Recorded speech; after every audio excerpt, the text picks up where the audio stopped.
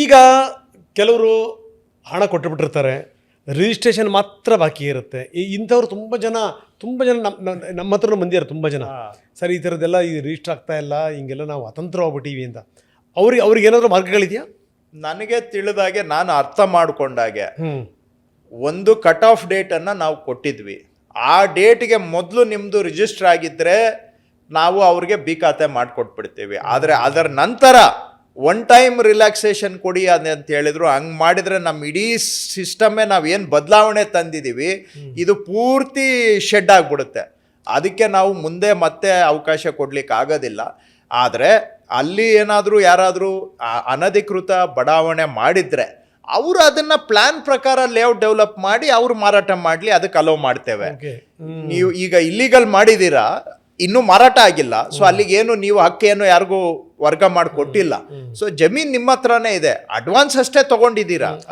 ಈಗ ಅದನ್ನ plan approval ಮಾಡಿಸಿ ಅಗ್ರಿಮೆಂಟ್ ಆಗಿದೆ. ಈಗ ಪ್ಲಾನ್ ಅಪ್ರೂವಲ್ ಮಾಡಿ ಅಪ್ರೂವ್ಡ್ ಲೇಔಟ್ ಅಲ್ಲಿ ಸೈಟ್ ಅನ್ನ ಮಾರಾಟ ಮಾಡಬಹುದು. ಅದಕ್ಕೂ ಕೂಡ ನಾವು ಲೀನಿಯಂಟ್ ಆಗಿ ಅವ್ರಿಗೆ ಹೆಲ್ಪ್ ಆಗೋ ತರ ಆಯ್ತು. ಕೆಲವ್ರು ಹೇಳಿದ್ರು ಸರ್ ಅರ್ಧ ಸೈಟ್ಗಳು, ಈಗ 2 ಎಕರೆ ಲೇಔಟ್ ಮಾಡಿದ್ದೆ, ಅರ್ಧ ಸೈಟ್ಗಳು ಮಾರ್ಬಿಟ್ಟಿದ್ದೀನಿ, ಇನ್ನು ಅರ್ಧ ಮಾರಾಟ ಆಗಿಲ್ಲ, ಹೆಂಗ್ ಮಾಡೋದು ಅಂತ. ಬೇಕಾದ್ರೆ ಆಯ್ತು, ಈಗ ಅರ್ಧ ಸೈಟ್ ಮಾರಾಟ ಮಾಡಿದಿರಿ, ಇನ್ನು ಅರ್ಧ ಅಷ್ಟೇ ಉಳಿದಿದೆ, ಆ ಉಳಿದಿರೋ ಸೈಟ್ಗಳನ್ನೇ ನೀವು ಪ್ಲಾನ್ ಅಪ್ರೂವಲ್ ಮಾಡಿಸಿ ಮಾರಾಟ ಮಾಡಿ, ಅದಕ್ಕೂ ನಿಮ್ಗೆ ಸಹಾಯ ಮಾಡ್ತೀವಿ. ಸೊ ನೀವೇನು ಸಿಕ್ಕಾಕೊಂಡಿದ್ದೀರಾ ಅದರಿಂದ ಹೊರಗಡೆ ಬರೋದಕ್ಕೆ ನಾವು ನಿಮ್ಮ ಜೊತೆಗೆ ಸಹಾನುಭೂತಿಯಿಂದ ಕೆಲಸ ಮಾಡ್ತೇವೆ. ಆದರೆ ಹಂಗಂತೇಳಿ ಹಳೆ ಸಿಸ್ಟಮ್ಗೆ ಇಲ್ಲಿಗಲ್ಗೆ ಮತ್ತೆ ಅವಕಾಶ ಕೊಡಿ ಅಂದರೆ ಆಗಲ್ಲ. ಅಲ್ಲ, ಈಗ ರಸ್ತೆಗಳು 20 ಅಡಿನೇ ಇರ್ತವೆ ಸರ್, ಒಂದು ಪರಿಹಾರ ಹುಡ್ಕೋಣ, ಅದಕ್ಕೆ ಪರಿಹಾರ ಹುಡುಕ್ಬೇಕು. ಯಾಕಂದ್ರೆ ಹುಡ್ಕೋಣ, ನೀವು ಒಂದ್ ಹೆಜ್ಜೆ ಮುಂದೆ ಬನ್ನಿ. ಆಯ್ತು, ನಾನು ಪ್ಲಾನ್ ಅಪ್ರೂವಲ್ ತಗೊಂಡ್ ಮಾಡಕ್ಕೆ ಮಾಡ್ತೀನಿ ಸರ್, ಆದ್ರೆ ನಮ್ಮಂತ ಸಿಕ್ಕಾಕೊಂಡಿರೋರಿಗೆ ಒಂದು ಪ್ಲಾನ್ ಅಪ್ರೂವಲ್ ಕೊಡಕ್ಕೆ ವ್ಯವಸ್ಥೆ ಮಾಡಿ ಅಂತ ಹೇಳಿದ್ರೆ ಏನೋ ಒಂದು ವರ್ಕೌಟ್ ಮಾಡೋಣ. ಯಾಕಂದ್ರೆ ನಾವು ಜನ ಲೀಗಲ್ ಆಗಿ ಬದುಕ್ತೀನಿ ಅಂತ ಹೇಳಿದ್ರೆ ಅದಕ್ಕೆ ನಾವು ಸ್ವಲ್ಪ ಕೈ ಚಾಚಿ ಮಾಡಬೇಕು. ಹಾಗಂತೇಳಿ ಸರ್ ಈಗ ಸಿಕ್ಕಾಕೊಂಡ್ಬಿಟ್ಟಿದ್ದೀನಿ ಅದಕ್ಕೆ ಇಲ್ಲಿಗಲ್ ಬಿಡಿ ಅಂತ ಹೇಳೋದು ಪರಿಹಾರ ಅಲ್ಲ ನನ್ನ ಪ್ರಕಾರ. ನೀವು ಇಲ್ಲ ಸರ್ ನಾನು ಸೆಟ್ರೇಟ್ ಮಾಡ್ಕೋತೀನಿ, ನಾನು ಸರಿ ಹೋಗ್ತೀನಿ, ನನ್ಗೊಂದು ಅವಕಾಶ ಕೊಡಿ ಅಂದ್ರೆ ಏನೋ ಒಂದು ಸೊಲ್ಯೂಷನ್ ಹುಡ್ಕೋ. ಯಾಕೆ ಅಂತಂದ್ರೆ ಕೃಷ್ಣೇಗೌಡ್ರೆ, ಇವತ್ತಿನ ನಮ್ಮ ಕಾರ್ಯಕ್ರಮ ಇದೆಯಲ್ಲ, ನಿಮ್ಮ ಇಲಾಖೆಯಲ್ಲಿ ಎಷ್ಟು ಪ್ರಶ್ನೆಗಳನ್ನ ನಾವು ಎತ್ತೀವಿ, ಎಷ್ಟು ಉತ್ತರಗಳು ಬರ್ತಾವಲ್ಲ, ಅದ್ರ ಮೇಲೆ ಮತ್ತೆ 100 ಪ್ರಶ್ನೆಗಳು ಬರ್ತವೆ. ಯಾಕಂದ್ರೆ ಇದು ಆಸ್ತಿ ವಿಚಾರಕ್ಕೆ ಇರುವಂತ ಪ್ರಶ್ನೆಗಳು. ಸೊ ಹಿಂಗಾಗಿನೇ ಜನಗಳಿಗೆ ಮ್ಯಾಕ್ಸಿಮಮ್ ಎನ್ಲೈಟನ್ಮೆಂಟ್ ಮಾಡಬೇಕು. ಅಂದ್ರೆ ಈ ವಿಚಾರಕ್ಕೆ ಸಂಬಂಧಪಟ್ಟಂಗೆ ಅವರಿಗೆ ಜಾಗೃತಿ ಮೂಡಿಸ್ಬೇಕು. ನಿಮ್ಮದು ವೆರಿ ಕ್ಲಿಯರ್ ಸರ್.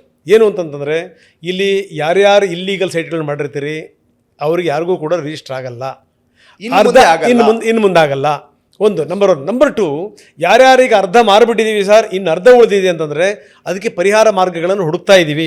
ಅದಕ್ಕೆ ನೀವು ಬಂದ್ರೆ ನೀವು ಒಂದು ಹೆಜ್ಜೆ ಇಟ್ರೆ, ನೀವು ಒಂದು ಹೆಜ್ಜೆ ಇಟ್ರೆ ನಾವು 2 ಹೆಜ್ಜೆ ಇಡ್ತೀವಿ, ನೀವು ಕೈ ಚಾಚಿದ್ರೆ ನಾವು ಕೈ ಕುಲ್ಕಕ್ಕೆ ತಯಾರಿದೀವಿ ಅಂತ. ಯಾವ ರೀತಿ ಸರ್, ಯಾವ ರೀತಿ? ಆಯ್ತು, ಈಗ ಒಟ್ಟು ಒಂದು 50 ಸೈಟ್ಗಳು ಮಾಡಿದ್ರಿ, 50ರಲ್ಲಿ ಒಂದು 20 ಮಾರ್ಬಿಟ್ಟಿದ್ದೀರಾ, ಇನ್ನ 30 ಉಳಿದಿದೆ. ಆ 30ರಲ್ಲೇನೆ ನೀವು ಗೌರ್ಮೆಂಟ್ ಅಲ್ಲಿ ಸಿವಿಕ್ ಕಮ್ಯುನಿಟೀಸಿಗೆ, ಪಾರ್ಕ್ಗೆ ಇಂಥವೆಲ್ಲ ಬಿಟ್ಟು,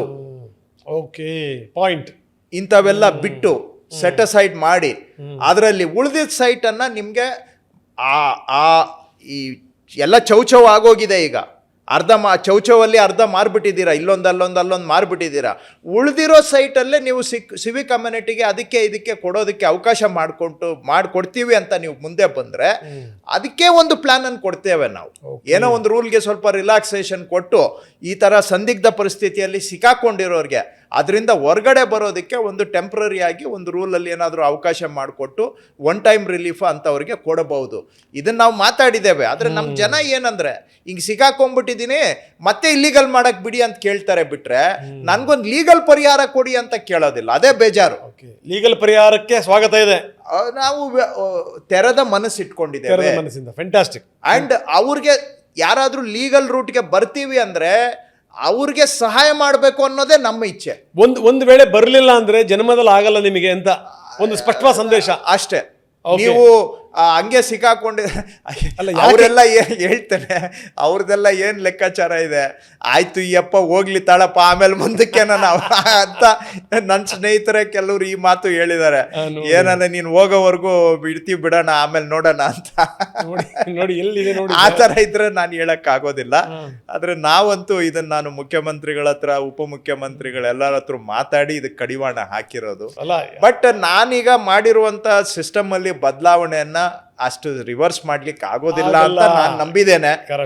ಆದ್ರೆ ಜನ, ನಾನು ಯಾಕೆ ಈ ಮಾತನ್ನ ಹೇಳಿದೆ ಕೃಷ್ಣ ಬೈರೇಗೌಡ್ರೆ ಅಂದ್ರೆ, ಜನ ಯಾರು 20% ತಗೊಂಡಿರಲ್ಲ, ಹೌದು, ಇನ್ 80% ಬಾಕಿ ಉಳಿದಿದೆಯಲ್ಲ, ಆ 20% ತಗೊಂಡಿರುವಂತವ್ರು ಪ್ರೆಷರ್ ಹಾಕಬೇಕು. ಹೌದು, ನಮ್ದು ನೀವು ಈಗಲೇ ಮಾಡ್ಕೊಂಬಿಡಿ, ಈಗಲೇ ಲೀಗಲೈಸ್ ಆಗ್ಬಿಡ್ಬೇಕು, ಹೌದು, ಮುಂದಿನ ದಿನಗಳಲ್ಲಿ ನಮಗೆ ಸಮಸ್ಯೆ ಆಗುತ್ತೆ ಅಂತ. ಕರೆಕ್ಟ್.